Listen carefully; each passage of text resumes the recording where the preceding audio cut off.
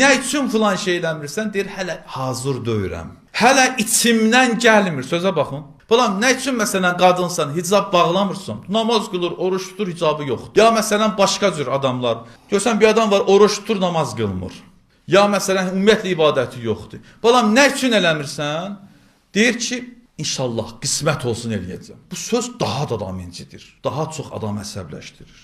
İnşallah nə deməkdir? Yəni, əgər Allah istəsə, əgərdir. Şaə istəsə. Allah da Allah. Əgər Allah istəsə. Allah nəinki istəmir, Allah sənə əmr eləyibdir bunları. Hər gün dəfələrlə əzan verir, səni çağırır namaza. Sən deyirsən ki, inşallah, yəni Allah istəsə. Əcəb, bu nə qanundur, bu nə qismət olsa, görək də, hər şey qismətdir. Hardan çıxarmısınız bu qanunları? Hansı kitabda var, hansı Quran ayəsində, hansı hədisdə var bunlar? Bunlar bədbəxtlər də özlərin qismət olsun, inşallah, maşallahla aldadırlar. Belə bir şeylər yoxdur dinimizdə. Qismət budur ki, Allah səni yaradıb, ömür verib, can sağlığı verib, ağılın başında deyir namaz qıl da. Bu qismət budur da. Qismət nəyə deyirsən? Məsələn, inşallah hicaba keçəcəm, gedim, məşhədə gedim, gəlim keçərəm. Həccə gedim, gəlim. Bu hardan yaz? Bu şərti siz hansı qanundan, hansı üzlə Allaha şərt qoyursunuz ki, bu cür olsun eləyim?